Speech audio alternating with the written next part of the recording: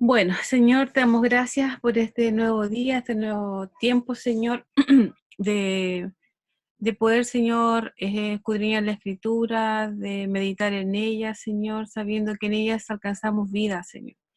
Y esa es nuestra intención, eso es lo que queremos hacer, es encontrar nuestra vida, encontrarte a ti, Señor, y ser de bendición para muchos otros, Señor.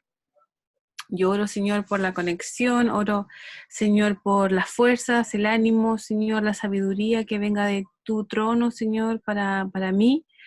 Y bendícenos, Señor, a todos los que estamos estudiando este precioso libro, en el nombre de Jesús. Amén. Amén. Bueno, entonces vamos a seguir con el libro de Génesis y con la interpretación.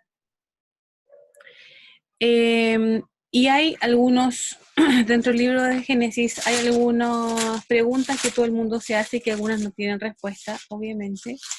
Y algunas podemos decir que podemos encontrar alguna respuesta. Quizás no es la correcta o quizás es la que más se acerca. Y eso, bueno, a medida que estudiamos la Biblia, yo sé que el Señor nos va aclarando muchas cosas más, ¿no? Por ejemplo, yendo al capítulo 4. Ahí quedamos hasta el capítulo 3. En el capítulo 4,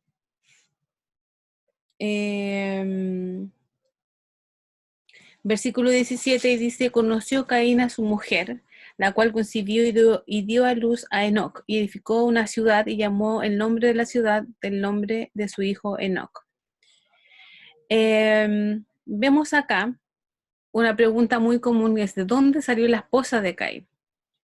Entonces, vamos a ver el 5:4 inmediatamente.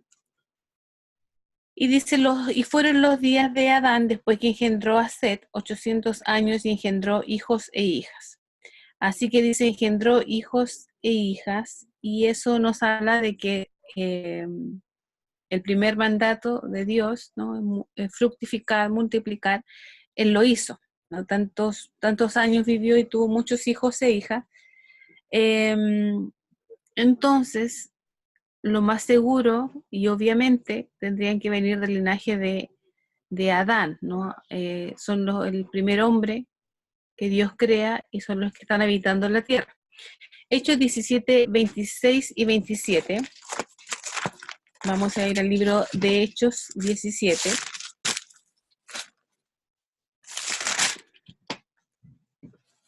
...26 y 27 dice: y de una sangre ha hecho todo el linaje de los hombres, para que habiten sobre toda la faz de la tierra, y les ha prefijado el orden de los tiempos y los límites de su habitación, para que busquen a Dios, si en alguna manera, palpando, puedan hallarle, aunque ciertamente no está lejos de cada uno de nosotros, ¿no?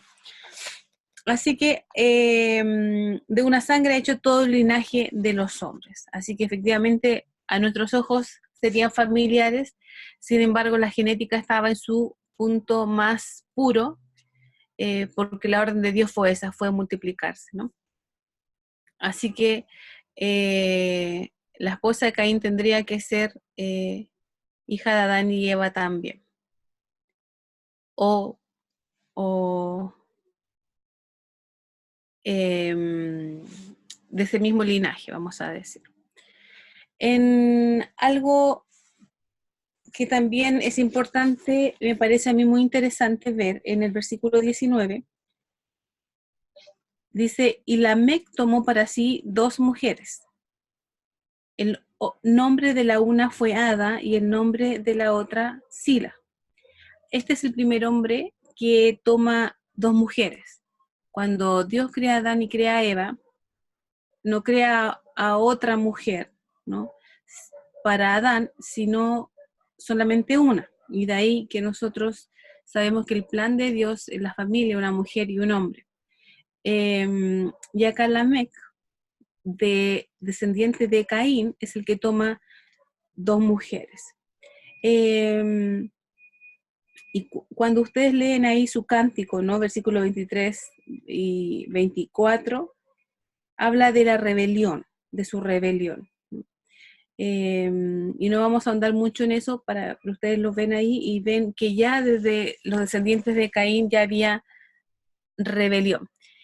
Y Vamos a ver el capítulo 6. Nos vamos a saltar el capítulo 6, cuando habla de algo muy interesante, ¿no? También es una pregunta difícil a veces de contestar, pero a la luz de la escritura no es tan difícil. Dice, aconteció que cuando comenzaron los hombres a multiplicarse sobre la faz de la tierra y le nacieron hijas, que viendo los hijos de Dios que las hijas de los hombres eran hermosas, tomaron para sí mujeres escogiendo entre todas. Y dijo Jehová, no contendrá mi espíritu con el hombre para siempre, porque ciertamente él es carne, mas serán sus días 120 años. Había gigante en la tierra en aquellos días, y también después que se llegaron los hijos de Dios a las hijas de los hombres, y le engendraron hijos, estos fueron los valientes, que desde la antigüedad fueron varones de renombre. Entonces, es muy común pensar, o he escuchado muchas veces que se habla de que los hijos de Dios, que se habla acá, son ángeles, ¿no? Que bajaron, que miraron y quisieron estar con las mujeres, las hijas de los hombres. Y vamos a ver la respuesta que nos da Jesús en Mateo 22, 29 y 30.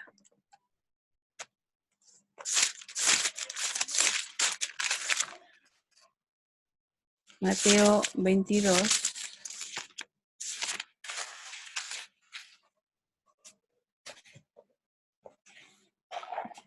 Dice, bueno, aquí le están haciendo una pregunta, ¿no? Jesús dice, en la resurrección, pues, ¿de cuál de los 7 será ella mujer, ya que todos la tuvieron? Entonces respondiendo Jesús les dijo, erráis ignorando las escrituras y el poder de Dios, porque en la resurrección ni se casarán, ni se darán en casamiento, sino serán como los ángeles de Dios en el cielo. Entonces, los ángeles de Dios en el cielo no se casan, no se dan en casamiento, son seres espirituales. Y cuando habla de los hijos de Dios, muy probablemente es el linaje piadoso de Set, del hijo de Adán, que reemplazaría de alguna manera, ¿no? a Abel. Entonces, Génesis 4:26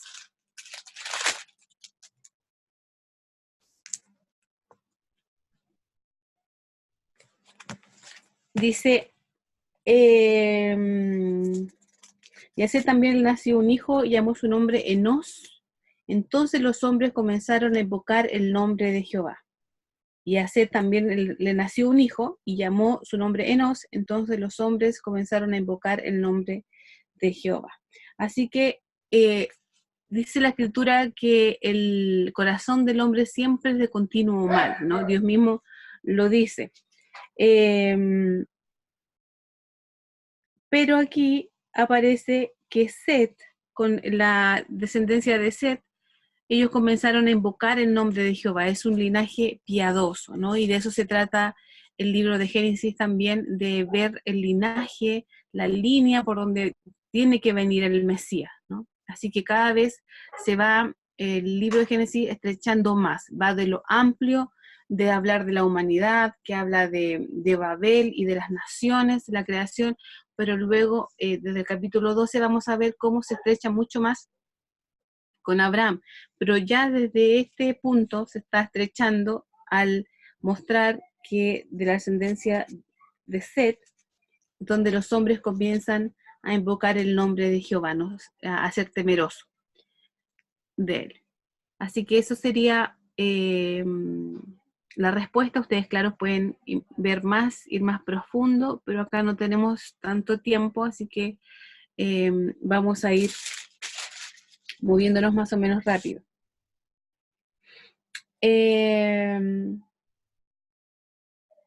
Vamos a hablar acerca de Noé. Desde 6:9, entonces comienza a hablar de las generaciones de Noé, ¿no? Dice, Noé, varón justo, era perfecto en sus generaciones. Con Dios caminó Noé y engendró Noé 3 hijos, Sem, a Cam y a Jafet. Y se corrompió la tierra delante de Dios y estaba la tierra llena de violencia. Y miró Dios la tierra y aquí que estaba corrompida, porque toda carne había corrompido su camino sobre la tierra. Dijo pues Dios a Noé, decidido el fin de todo ser, porque la tierra está llena de violencia a causa de ellos, y aquí que yo lo destruiré con la tierra. Hazte un arca de madera de gofer, harás aposentos en el arca y la calafatarás con brea por dentro y por fuera. Bueno, y ahí comienza una serie de instrucciones, y el versículo para el arca, versículo 18 dice, más estableceré mi pacto contigo y entrarás en el arca tú, tus hijos, tu mujer y la mujer de tus hijos. Versículo 22, y lo hizo así Noé, Dios hizo conforme a todo lo que Dios le mandó. O sea, súper claro, las instrucciones que Dios le daba a Noé, él las cumplió súper bien. Las medidas en metros son del arca, 140 metros de largo, 23 metros de ancho, 14 metros de alto. Y el propósito era tanto destructivo, sacar la maldad que ya era extrema, pero también constructivo. Él no iba a destruir a todo el mundo, ¿no? Y hay eh, algunas teorías que hablan, o controversia más bien, acerca si fue un diluvio universal o uno parcial. ¿No? Si fue solamente que se terminó cierta parte de la tierra, o fue todo. Y vamos a ver. En el capítulo 7, versículo 4, dice, porque pasado aún 7 días, yo haré llover sobre la tierra 40 días y 40 noches. Dios está hablando, ¿no? Y raeré de sobre la faz de la tierra a todo ser viviente que hice.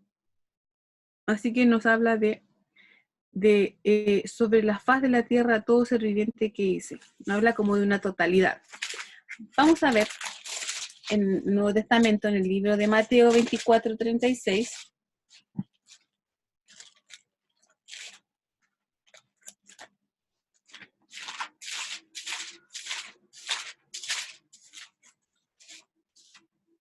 Mateo 24, perdón, Mateo 24, 36 al 39, y dice, pero del día y de la hora nadie sabe, ni aun los ángeles de los cielos, sino solo mi Padre. Más como en los días de Noé, así será la venida del Hijo del Hombre, ¿no? Porque como los días antes del diluvio estaban comiendo y bebiendo, casándose y dando en casamiento, hasta el día en que Noé entró en el arca.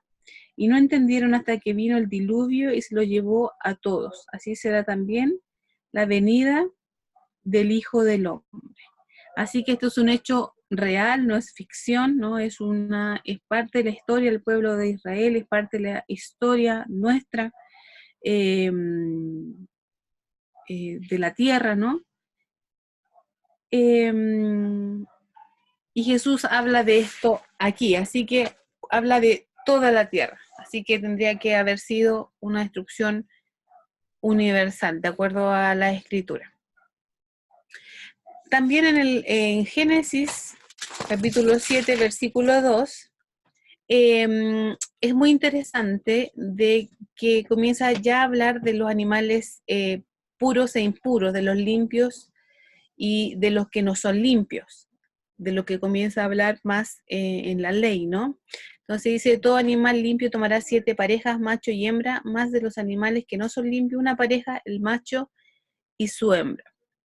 Creemos, ¿no?, que los 5 extra, ¿no?, de los limpios servirían para hacer comida y para hacer los sacrificios. Cuando pasa el tiempo de estar en el arca, ¿no?, y ya toca tierra firme, él ofrece sacrificios. Si hubiera hubiera hecho sacrificio con el par de animales limpios que tenía, no hubieran podido multiplicarse en la faz de la tierra. Así que eso por la parte del arca, ¿no? Y de lo que pasó con la destrucción. También le interesa mucho al autor darnos a conocer de dónde vienen los pueblos, las naciones que se corrompieron, ¿no? que no amaban a Dios, que no le respetaban y hacían cada uno lo que bien le parecía, ¿no? Como habla el libro de Juez. Y que tenía muchos ídolos. Entonces, por eso él nos muestra también de dónde viene. Tal como hablábamos de Caín, viene una descendencia que es impía, ¿no? De ahí viene el hombre que toma dos mujeres por primera vez, de lo que relata la escritura. Entonces, otro versículo que da bastante que hablar es el capítulo 9, versículo 18, cuando comienza a hablar de la embriaguez de Noé, cuando ya pasa el diluvio, ¿no? El Señor pone el arco en las nubes, el arco iris, y será la forma en que Él se va a acordar del pacto perpetuo entre Dios y todo ser viviente, ¿no? Luego de esto comienza a hablar de la embriaguez de Noé, y dice 9:18, y los hijos de Noé que salieron del arca fueron Sem, Cam y Jafet, ¿no? Y Cam es el padre de Canaán, que eso lo aclara de una. Dice el 20, después comenzó Noé a labrar la tierra y plantó una viña, y bebió del vino y se embriagó y estaba cubierto en medio de su tienda, descubierto en medio de su tienda. Y Cam, padre de Canaán, vio la desnudez de su padre y lo dijo a sus dos hermanos que estaban afuera. Entonces Sem y Jafet tomaron la ropa y la pusieron sobre sus propios hombros y andando hacia atrás, cubrieron la desnudez de su padre teniendo vueltos sus rostros, y así no vieron la desnudez de su padre. Y despertó Noé de su embriaguez y supo lo que le había hecho su hijo más joven, y dijo: maldito sea Canaán, siervo de siervos será a sus hermanos. Dijo más: bendito por Jehová, mi Dios sea Sem, y sea Canaán su siervo. Engrandezca a Dios a Jafet, y habite las tiendas de Sem, y sea Canaán su siervo. Entonces, hay algunas interpretaciones que hablan acerca de que Cam, el hecho que se diga que vio la desnudez de su padre, probablemente puede ser el ver o conocer que se habla de tener relaciones sexuales, y conoció a tal persona, refiriéndose a tener relaciones sexuales, y en este caso Cam lo habría violentado sexualmente, ¿no? Él estaba borracho, y de ahí se explicaría el hecho de que Noé maldiga a su hijo, ¿no? No se ve antes. Yo les comentaba que Dios no maldijo al hombre y a la mujer. Cuando los expulsa, no hay maldición para Adán y a Eva. Es la maldición, es en la tierra, ¿no? A causa de lo que hicieron. Pero acá vemos a Noé, y como también hablábamos que no hacemos nosotros acá, la historia no nos dice esto estuvo bien, esto estuvo mal, hay que hacer esto, hay que maldecir a los hijos, o no, sino uno lo ve a través de la historia, lo que ha sido bueno y lo que ha salido mal, ¿no? A través de la historia. Entonces, ¿por qué sería que Noé se enojó tanto al punto de maldecir a un hijo, ¿no? Entonces podría ser una interpretación, ¿no? Yo me imagino a un papá que, no sé, no sé a qué punto tendría que llegar de enojo para maldecir a uno de sus hijos.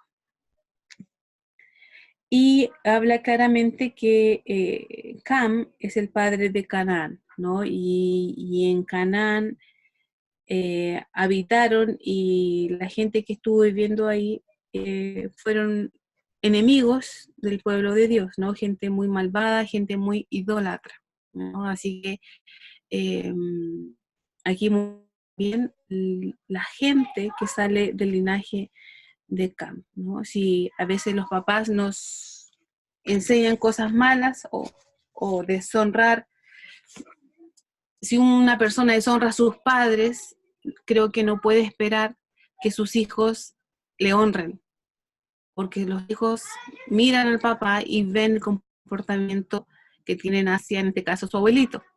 Entonces es muy importante honrar a los padres, respetar a los padres. eh, y cuando, si ustedes son padres o a los que son padres estén escuchando esto, y de repente hay mucha falta de honra de sus hijos a ustedes, quizás preguntarse qué es lo que yo hice mal o qué es lo que yo no hice bien en cuanto a la honra, que algo que yo no estoy recibiendo, pero quizá no di o no estoy dando. Entonces eso también sería bueno analizarlo y verlo, ¿no?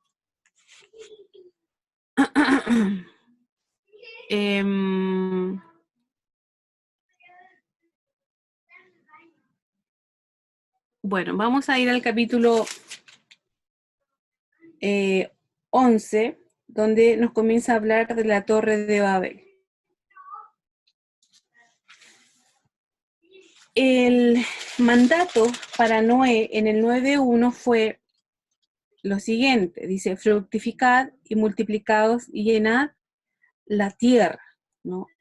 Nos dice, quédense ahí tranquilitos y llenen este espacio, no. Llenad la tierra.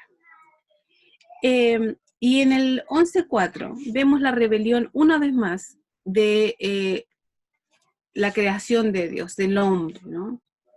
Y cuando digo hombre, hablo de hombre y de mujer. Cuando dice, edifiquémonos una ciudad y una torre cuya cúspide llegue al cielo y hagámonos un nombre, ¿no? Qué orgullo, qué rebeldía. Por si fuéramos esparcidos sobre la faz de toda la tierra. El mandato ya estaba, el mandato existía, multiplíquese, llene toda la tierra. Así que vemos aquí una rebelión nuevamente de parte del hombre, ¿no? Contra Dios. Así que ahí es donde Jehová dice, aquí el pueblo es uno y todos estos tienen un solo lenguaje y han comenzado la obra y nada les hará desistir ahora de lo que han pensado hacer. Ahora pues descendamos y confundamos allí su lengua para que ninguno entienda el habla de su compañero. Así los esparció Jehová desde la faz de la tierra y dejaron de edificar la ciudad. Fue llamado el nombre de ella Babel, porque allí confundió Jehová el lenguaje de toda la tierra, y desde allí los esparció sobre la faz de toda la tierra. Así que aquí también se nos explica cómo nacen las naciones, ¿no? Que es importante. Y la lengua en realidad son producto, las diferentes lenguas son producto de la rebeldía, la rebelión del hombre, de la desobediencia del hombre, ¿no? Y una cosa que me llama mucho la atención también acá es que Dios dice, ellos pueden lograr lo que sea unidos. Ellos están unidos, nada los va a desistir y algunas versiones que dicen, nada los va a parar. Ellos van a lograr lo que quieran. Y yo creo que esto es muy cierto, ¿no? El hombre cuando se junta, cuando hay un grupo unido, para bien o para mal, le sale todo muy bien. Están todos unidos para hacer algo malo, les sale muy bien eso malo. Si están todos unidos para hacer algo bueno, en este caso, por ejemplo, expandir el reino de Dios, eso sale muy bien. La unidad es muy importante y lo podemos ver acá, ¿no? Hay gente que se une para hacer algo malo y le sale bien, aunque sea algo malo, porque están unidos, es una... es como una ley espiritual en la unidad, ¿no? Hay un poder muy fuerte ahí en el estar unido, así que tenemos que sacar nosotros este aprendizaje. Cuando nosotros queramos hacer algo para la obra del Señor, necesitamos estar unidos, necesitamos estar en un solo sentir, ¿no? Y eso va a salir muy bien. Y bueno, llegamos ahora al capítulo 12, ¿no? Cuando comenzamos y comienza una gran nación. Pero un poquito antes, en el versículo 27 del capítulo 11, comienza así, dice, estas son las generaciones de Taré, Taré engendró a Abraham, y aquí nos comienza a hablar de Abraham, ¿no? Y sigue a Nacor y Arán engendró a Lot, Lot que es el sobrino de Abraham y que habla de él más adelante.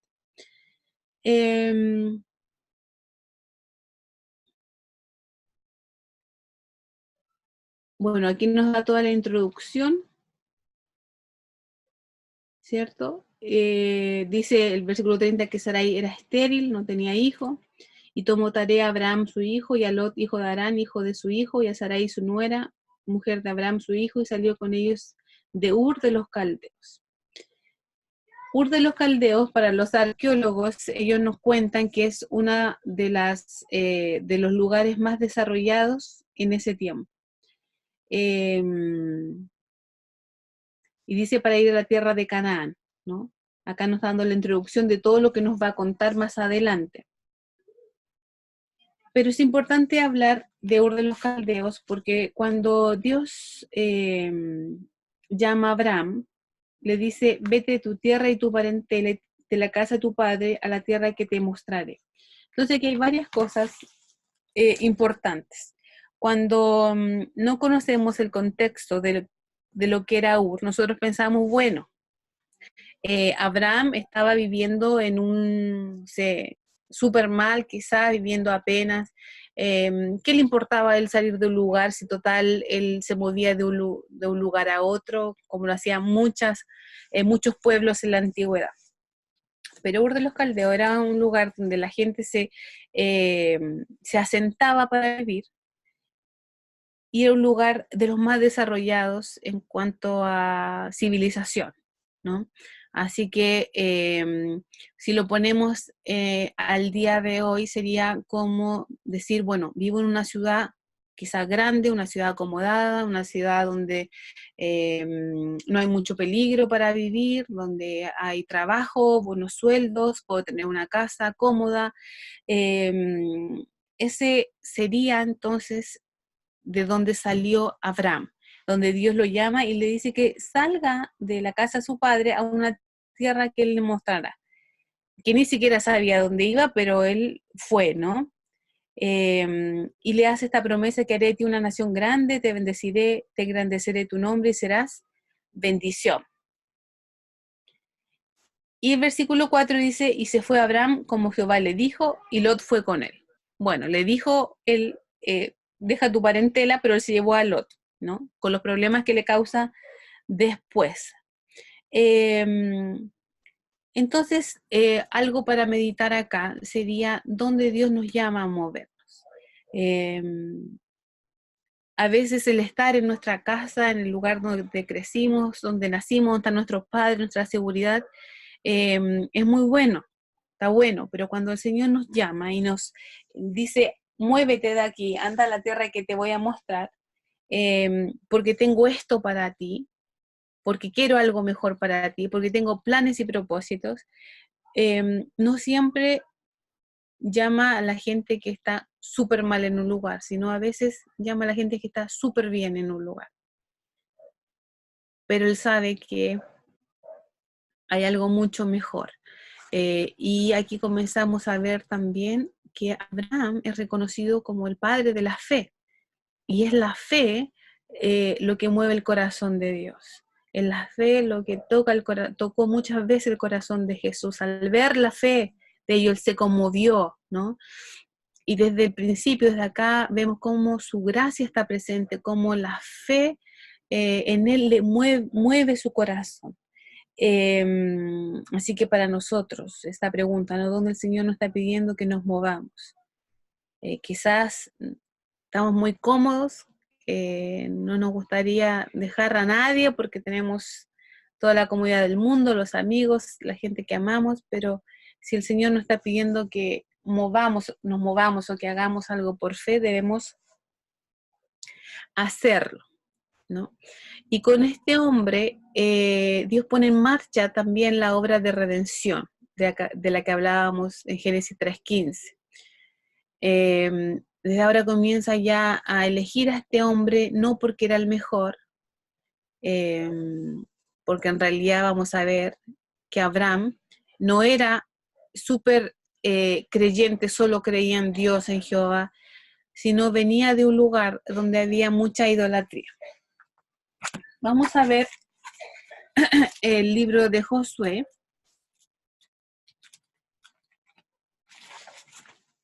24:2.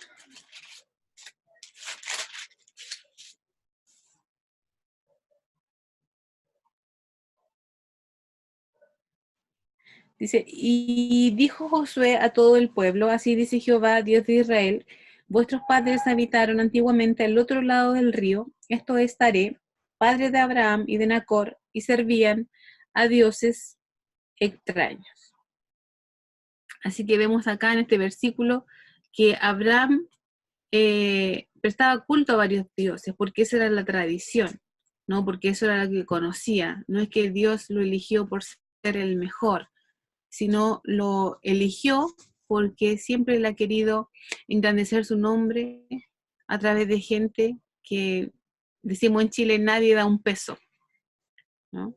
Eh, y él así se muestra, él siempre quiere mostrar que estar de su parte, de estar con él, es lo mejor, y que nuestra propia sabiduría, tal como vimos al comienzo de Génesis, nos lleva al fracaso, ¿no? Nosotros necesitamos decidir a quién vamos a servir finalmente. Así que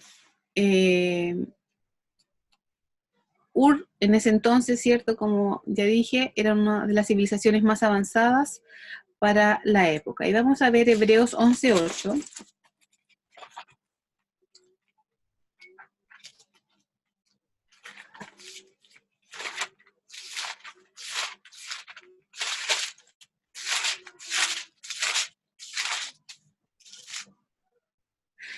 Por la fe Abraham, siendo llamado, obedeció para salir al lugar que había de recibir como herencia y salió sin saber a dónde iba, ¿no?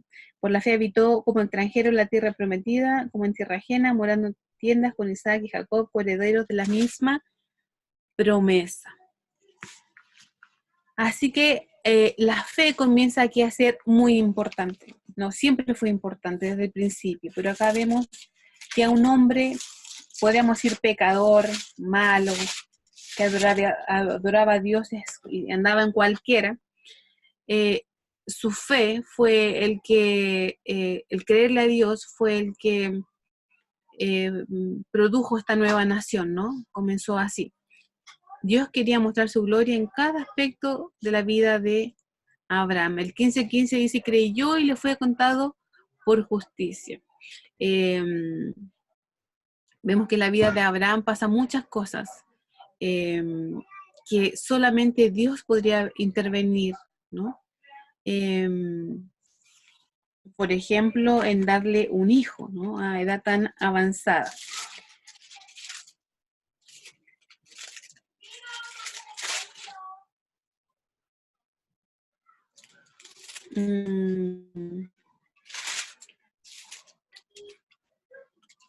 Y Dios comienza a crear esta nación, ¿no? Él va con Lot, vamos en capítulo 12, desde el versículo 10, dice que hubo hambre en la tierra y descendió Abraham a Egipto para morar allá, porque era grande el hambre en la tierra.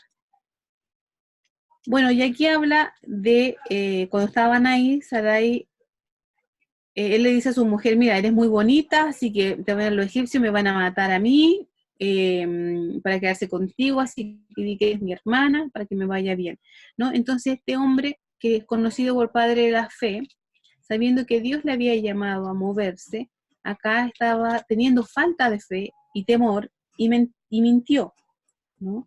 Entonces, y a veces eso nos pasa a nosotros, pero yo creo que es para que nos demos cuenta también en nuestra debilidad, ¿no? Y que Dios es más que nuestra debilidad y que Dios eh, nos conoce y sigue creyendo en nosotros. Él nos dijo, no, ya listo, no, me desconfió, no creyó que yo iba a cuidar su vida, la de su esposa, no, ya está. hasta aquí queda el plan. No, no dijo eso, ¿no? Sino siempre le cuidó.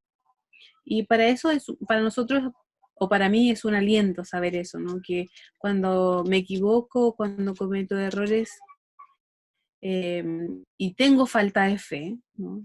En muchas áreas de mi vida, puedo decir, pero Dios cumple sus promesas. Y eso es muy bueno. Así que ánimo, lo que el Señor te esté animando a hacer, seguir, pon tu fe en el Señor, porque Él es fiel a su palabra, fiel a sus promesas.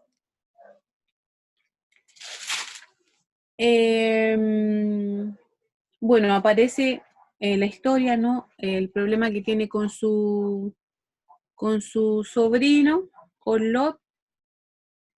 ¿Y qué más? Canaán, ¿no? Esta tierra donde Dios le enviaba a Canaán. Creo que lo hablé antes, pero quiero enfatizar que es una encrucijada entre 3 continentes, entre Europa, Asia y África. Entonces es una tierra estratégica donde ellos ejercerían mayor influencia, ¿no? Tal como es una luz puesta en un monte. Y ese es el propósito, ¿no? Porque para Abraham no era bendecirlo a él solamente, sino era que fuera bendición para todas las naciones de la tierra, todas las familias de la tierra, ¿no? Así que eso es muy importante también entender.